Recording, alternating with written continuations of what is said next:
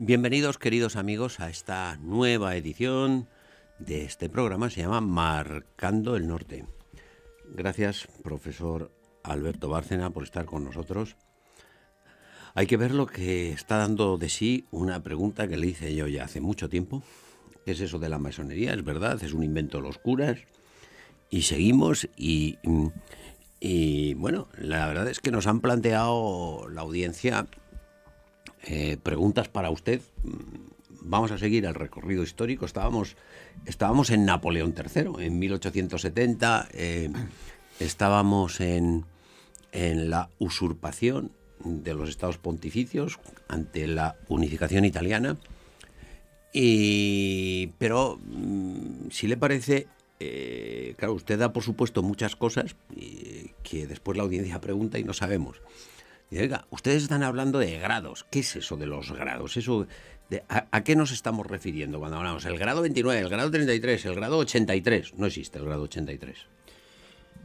Teóricamente no, pero sí. A ver, ¿qué es eso de los grados?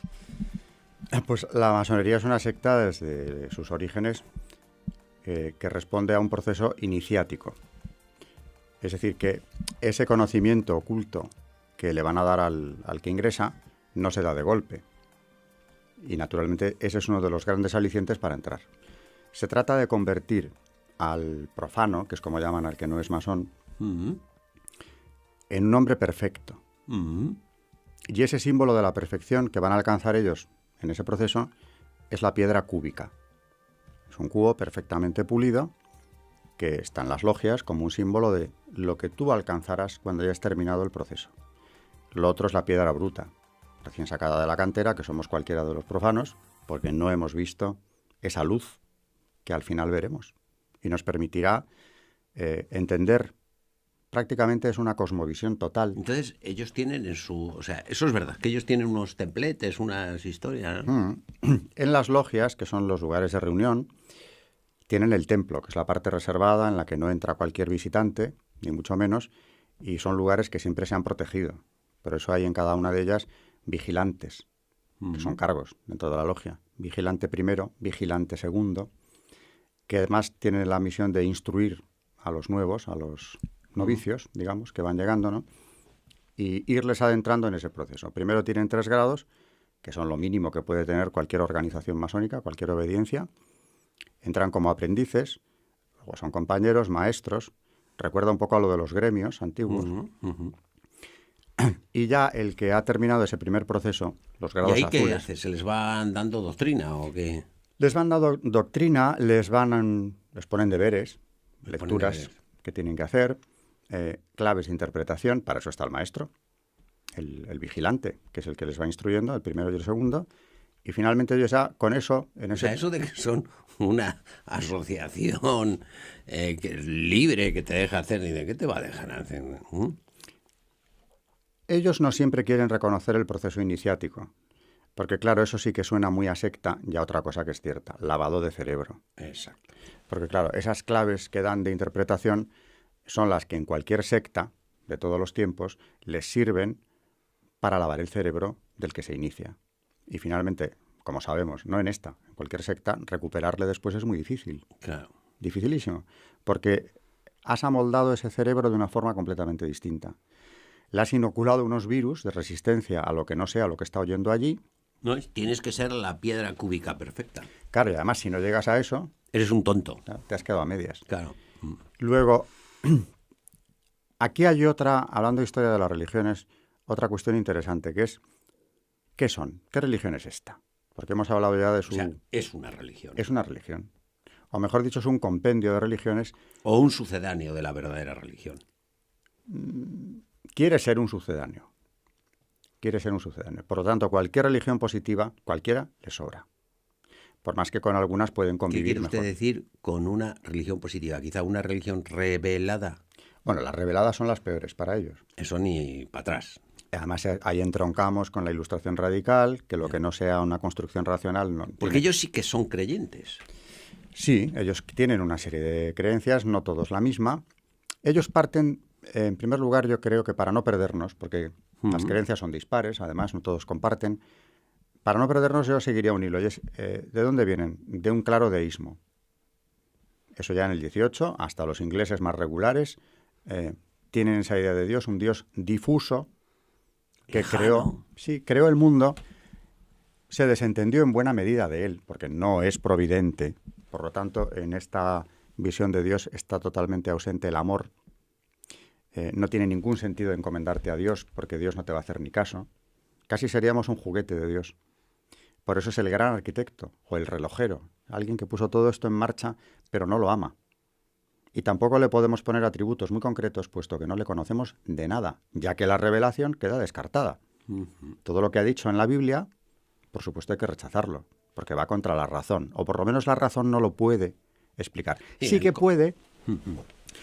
La creencia en un Dios creador está en los griegos, o sea que no hay que ser precisamente un gran creyente ni cristiano para entender que la razón te lleva a Dios, pero la idea del Dios creador. Por eso ellos son deístas, porque la razón humana sí te lleva a la creencia en un creador, porque si no es inexplicable casi todo lo que vemos. Pero claro, el segundo paso, que es lo que ya es revelación pura, y ahí entraríamos ya en los profetas, desde luego que te están hablando de un Mesías, entraríamos mucho más grave para ellos en el Evangelio, que es donde se consuma la revelación. Eso es rechazable, 100%. Porque ahí sí que además eso es artículo de fe. Quiero decir que el hombre por su razón llega a creer en Dios, se entiende, los mayores filósofos, desde antes de Cristo. Pero claro, la Santísima Trinidad o te la revela Dios o no hay manera de llegar a ella. Eso es lo que un masón o un deísta diría siempre no. No. De ninguna de las maneras vamos a aceptar eso. Dogmas, ninguno en absoluto. ¿Cómo van a ser compatibles con el catolicismo? Entonces yo partiría, digo, de ese origen deísta, de esa visión deísta de Dios. Eso lo enlazaría con algo que surge enseguida, que es el gnosticismo, del que no hemos hablado todavía en estos programas, ¿no? Tiene usted la palabra, empléela para explicar qué es esa palabreja que acaba de soltar usted ahí, gnosticismo. Viene de gnosis, conocimiento, y es tan antigua como herejía, es tan antigua como el cristianismo. Es decir, que ellos lo que han hecho en buena medida es recuperar, entre comillas, herejías antiguas. Esta es una que ha estado ahí más o menos latente en distintos periodos de la historia de la Iglesia, surge. El gnosticismo es una herejía que sostiene, bueno, el primero es una barbaridad, que dice que Cristo solamente predicó la verdad a los más cercanos. Y esa verdad se ha ido transmitiendo en grupos selectos. Con lo cual el resto del pueblo que recibe el Evangelio, fíjese el retorcimiento, ¿no? O sea, es una herejía que además parte de una mentira básica creada por ellos. El gnosticismo es la creencia básicamente en que el hombre se salva por el conocimiento. De ahí el proceso iniciático de la masonería. Ese conocimiento te redime. No necesitas ningún Mesías, ningún redentor. Tu solo conocimiento unido a la razón te sitúa en un plano superior, completamente, que hace innecesaria la redención de ningún otro ser. Tú te has salvado a ti mismo. Hay un acto de soberbia desmedida, es satánico completamente, porque tú no necesitas más que las ayudas de estos buenos hermanos tuyos, se llaman hermanos entre ellos, por cierto, que te van a llevar hacia la luz. Luego te encontrarás con Lucifer o con lo que sea, terminado el proceso. La piedra cúbica. La piedra cúbica. Ese hombre perfecto es el que ha sacado todo su potencial a flote. Y lo ha sacado a través del conocimiento. Es decir, mi conocimiento, mi razón, mi propia esencia y la ayuda de los hermanos. Dios no te hace ninguna falta. Ese proceso gnóstico, de la gnosis, del conocimiento, es algo que está claramente en ellos. Como lo está en Nueva Era, y esto no lo digo yo, lo dice Juan Pablo II, en Cruzando el umbral de la esperanza, el libro que hay que leerse. Cruzando el umbral de la esperanza. Habla de Nueva Era como heredera directa de la masonería y habla de gnosis, diciendo la gnosis, la vieja gnosis nunca nos abandonó. Siempre ha estado ahí y ahora está, o desde hace mucho está en estas sectas. Luego, hay un aliciente en un tiempo de pérdida de la fe, en la que también la secta tuvo mucho que ver, porque como digo yo siempre, hay que verlo con perspectiva histórica. Llevan 300 años trabajando en esto, ¿no? Sí, sí. En ese mundo descreído, donde la gente busca asideros, pues claro, una secta que me está prometiendo esa redención personal, puede resultar muy atractiva. Ya, y en ese recorrido, en ese proceso iniciático, es donde se van marcando las etapas o los grados, ¿eh? Como pasar de curso, vamos. Exactamente. O sea, los grados es, ya estoy en segundo de la ESO, tercero de la ESO, son... Hay algunos que promocionan muy rápido. Así, directamente Hay algunos que entran en ciertos grados, por lo que sea, porque la logia decide que está capacitado para acceder, o pasa de un grado no al siguiente, sino a 2 o 3 por encima, depende, pero en principio están hechos para que cada uno vaya pasando por ellos. Ya. ¿Y cuál es el máximo? Según la obediencia, por ejemplo, en el rito escocés, que es uno de los 2 mayoritarios en España y uno de los mayoritarios a nivel mundial, son los famosos 33 grados. O sea, ahí es el doctorado. El doctorado. Ya más que eso se supone que no hay. Luego no es tan cierto, porque claro, entonces tendríamos que ignorar la existencia de las llamadas logias encubiertas. Ahora sí que me ha dejado usted a mí. Que son las que funcionan a partir de los grados 33 y las que toman verdaderamente las últimas decisiones. Pero estas, si las otras son secretas, estas lo son mucho más. Tanto que no llevan ni libro de arquitectura, que lo llaman ellos, porque tienen una jerga propia. ¿El libro de arquitectura, eso qué es? Sería las actas. Las actas de la logia. Los acuerdos tomados o los homenajes. Sí, ellos tienen su... tienen una organización. Y una jerga propia, efectivamente, claro. Como secta, que es lo de durmiente. Durmiente. Ese es un masón tibio, ¿no? No, ese es un masón que ha presentado ante su logia una plancha, un documento. Las planchas son los documentos masónicos, solicitando pasar a esa categoría. Durmiente. Es decir, dejarme tranquilo. Sí. Voy a echar una siesta. Yo no colaboro, como dicen ellos, en los trabajos de la logia. No pueden dejar de ser masones. Nunca. Pero están echándose la siesta. Exacto. Luego no me llame usted para que yo le haga un favor o para que colabore en una estrategia de la logia, porque no lo voy a hacer. Yo estoy durmiente. ¿Por qué no dejan de ser masones? Pues porque para ellos la iniciación tiene un carácter cuasi sacramental. Como el bautismo, que imprime carácter.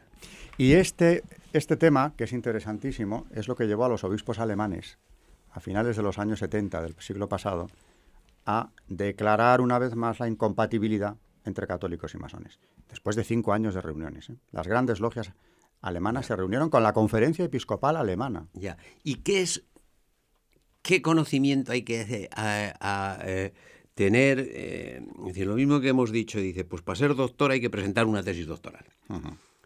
¿Qué es lo que hay que saber para obtener el grado 33? ¿O qué es lo que hay que hacer? ¿O por qué se le concede a uno? Ese es el secreto de ellos mejor guardado. Porque, claro, luego les interesa todo mucho, y eso lo he visto en trato con ellos, ¿no? Uh-huh. Sí se les despierta un interés por el conocimiento enorme, siempre están pidiendo bibliografía y ampliar conocimientos, les interesa mucho la filosofía, claro, pero todo, la historia también. Porque lo que interesa o lo que les van brindando son las claves. O sea que cuando leen un libro, que ya les dan ellos también, su propia bibliografía de filosofía o de historia, interpreten qué es lo que está queriendo decir el autor y no dice ahí. ¿Por qué? Porque, claro, eso es... ¿Qué le están quitando? Cualquier componente de fe revelada. Claro. Vamos a ver, profesor, por transmitirle preocupaciones, preguntas que nos ha pasado la audiencia. Una era esta, de la de los grados, lo del proceso iniciático, que ha quedado clarísimo.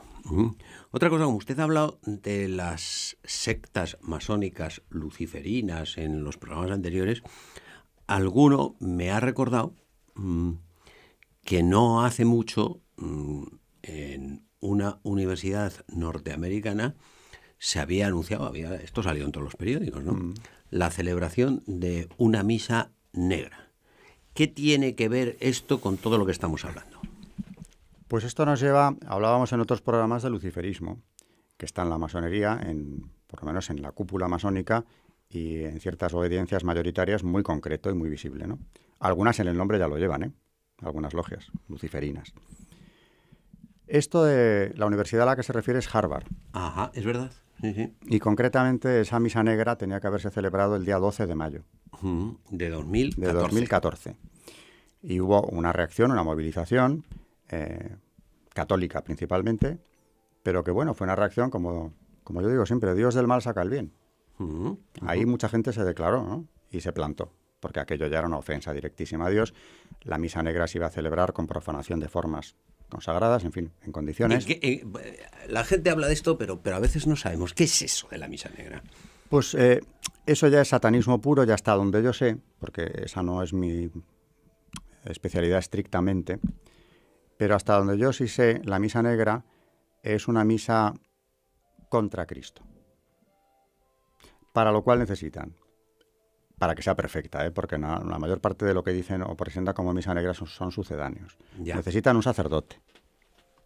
Dispuesto a celebrar dispuesto a esa cosa. O sea, un sacerdote masón. Masón o satanista. O satanista. Que puede ser satanista por libre, a saber, será por razones muy parecidas, ¿no? Pensando que de Lucifer va a recibir, aunque en el caso del sacerdote ya tiene más complicación el asunto, sí, ¿no? Pero bueno, los ha habido.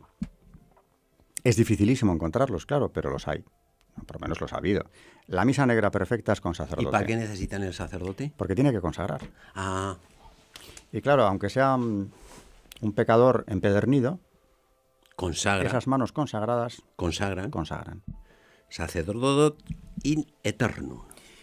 Que es lo tremendo, y esto ya sale un poco del tema del programa, pero es una meditación, que Dios se preste a venir al mundo en esas condiciones. Y ahí vemos la fuerza de un sacramento, ¿no? Que hasta el más indigno de los sacerdotes y con la finalidad más abyecta pueda consagrar. Eso es una visión de la misericordia de Dios, que pocas cosas se pueden parecer tanto, ¿eh? Ya. Por eso el sucedáneo a esto es que cuando no tenemos sacerdote, robemos las formas consagradas. Claro, porque hay que profanarlas. Por eso tienen un precio, y hay un mercado negro de formas consagradas. En el mismo Madrid, hace ya unos años, el cardenal Rouco avisó en las parroquias, yo la he visto la hoja, diciendo que vigiláramos qué hacían los que comulgaban en la mano con las formas, porque si no la tomaban en el acto, a ver qué hacían con ellas. Claro. Y esa fue la primera voz de alerta que muchos católicos hace ya unos años dijeron, pero ¿cómo que vigilemos? ¿Qué está pasando? Que se las llevaban. Y por lo que yo he oído, cobran más o se pagan mejor las formas consagradas por obispo. Ya. ¿Y es verdad que hay en estas misas, hay o ha habido, no lo sé, sacrificios humanos? La misa negra perfecta incluye un sacrificio humano. Lo que también, claro, hoy en día es difícil, por eso digo que hablamos de sucedáneos. Y lo que iban a hacer en Harvard era un sucedáneo. Porque yo no creo que contaran con un sacerdote dispuesto a prestarse a eso y a dar la cara, además. Sí, o matar a alguien. Y mucho menos con la víctima humana que sería necesaria. O sea, que una cosa es la misa satánica perfecta, modélica, que se ha celebrado, por ejemplo, en la Francia de Luis XIV, Madame de Maintenon, su amante, para mantener al rey bien sujeto, cayó en el satanismo. Ya a esta señora se le atribuyen infinidad de misas negras y sacrificios de niños, que son los más fáciles de sacrificar, porque desaparecen, como sabe usted, con mucha facilidad, o se les puede hacer desaparecer más fácilmente que a un adulto, ¿no? O sea que ahí hay un caso muy documentado, lo de Madame de Maintenon y su satanismo, y el duque de Orleans de entonces, que estuvo en Madrid, por cierto, como generalísimo francés, también estaba metido en estas cosas. O sea que eso sí lo ha habido. Eso lo ha habido. Satanismo puro y duro lo ha habido, con todos los requisitos. Perfecto. A día de hoy es más raro, pero según me dice gente de toda mi confianza, que no revelaré, hay casos concretos, fechados y datados donde se han producido estas misas perfectas. Que no es tan sencillo, claro, pero algunas hay. Y lo otro son sucedáneos, aunque lo importante es que se profana la forma, lo importante prescindiendo de todo lo demás que he dicho, ¿no? Se profana la forma y esa misa es contra Cristo. Es una misa contra Cristo. Contra Cristo. Y a favor o honrando a Satanás, claro. Que decíamos en el programa anterior que es amigo nuestro. O sea, claro, le digo porque contarle un poco a los que se han incorporado nuevos, porque claro, dicen, pero hombre, ¿cómo se puede ser amigo de Satanás? Porque tienen una visión positiva. Que es Lucifer. Cuente usted. Lucifer es un ser, es un ángel. Bueno, es más que un ángel para ellos, es el portador de la luz, es como le llaman. No le llaman Satanás. Nunca. Jamás. Lo consideran insultante. Jamás Satanás. Y menos el demonio. Tampoco. Nunca. Porque eso es peyorativo. Peyorativo. Es el mentiroso. Es amigo. El engañador. Eso no se le puede llamar. Lucifer sí, porque es un nombre poético, positivo. El que trae la luz. Positivo. Como decía el entrenador. En positivo. Todo positivo. Siempre en positivo. Todo positivo, nada negativo. Pues Venga. Lucifer es un ser positivo que trae la luz al hombre, que es el conocimiento, o sea, al final es la gnosis, que es el conocimiento con el que el hombre se salva por sí mismo, Es el, con la ayuda. el seréis como dioses. Exacto. Es una continuación del seréis como dioses. Y Poner esto, al hombre en lugar de Dios. claro, con ayudas, Y claro, como el que nos ha ayudado es el demonio, este es nuestro aliado, nuestro aliado. Claro, así Cuya- sí se... cuya luz alumbrará el mundo, piensan, cuando él quiera o cuando los tiempos estén maduros, ¿no? Ya, Porque piensan en eso ya. Y para eso trabajan. y trabajan sin parar, lo creo. O sea, todo esto de construir esta sociedad demente en la que ya estamos entrando de lleno, ¿no? Una sociedad sin Dios y contra Dios. Eso tiene un objetivo. Ellos lo disfrazan de búsqueda de la libertad, de tolerancia o de lo que se quiera, pero no es verdad. Ahora bien, satanismo. Estas cosas la gente pues tiene mucho rechazo a oírlo, porque yo lo comprendo. Además, el ser humano no está hecho para mirar al mal. Sí. No está hecho para eso. Está hecho a imagen de Dios. Con lo cual, mirar al mal cara a cara es algo que nos cuesta. Y por lo tanto, mucha gente huye de ello y lo rechaza. Y yo lo entiendo. Ahora bien, es peligroso rechazarlo, porque entonces no sabes lo que está pasando. Claro. Y para mí lo de Harvard ha sido casi beneficioso. Sí, sí, ha abierto los ojos a mucha gente, ¿eh? Porque, bueno, al final, gracias a Dios, no se celebró, aunque se celebró muy cerca, pero no en la Universidad de Harvard. Pero La eso no cumbre, eran inventos o manías de los curas, ¿no? no eran cosas de paranoicos. No eran cosas Es de que paranoicos. se molestaron en tramitar aquello y solicitarlo. Y por horas no se celebró. Profesor, se nos han quedado tantos temas en el tintero Ha vuelto a pasarnos. que ha vuelto a pasarnos, que es que como me descuido no tengo segundos ni para despedirle. Pero vamos a continuar, porque yo quiero hablar de más temas, que es de esas masonerías buenas, inocuas, solidarias, de las que... Dice, sí, ustedes están hablando de lo... Pero hablaremos en ediciones futuras, si usted tiene a bien venir a este programa. Que lo tendré. Lo tendrá. Pues se lo agradezco el esfuerzo que ha hecho hasta el momento por aclarar estos temas tan importantes. Le agradezco su compromiso para que en un futuro prosigamos con esta materia y le agradezco a todos ustedes, queridos amigos, que hayan estado con nosotros. Qué interesante, ¿verdad? Les ha gustado, les ha interesado. Cuénteselo a sus amigos, que vamos a estar aquí dentro de unos días en la continuación de este programa con el profesor Alberto Bárcena, con otros temas también, por supuesto, pero vamos a proseguir porque no hemos acabado. Así es que no me queda más que despedirles, desearles que pasen muy buenos días. ¿Hasta cuándo? Pues hasta que volvamos a estar con ustedes para ofrecerles una nueva edición de este programa que se llama Marcando el Norte.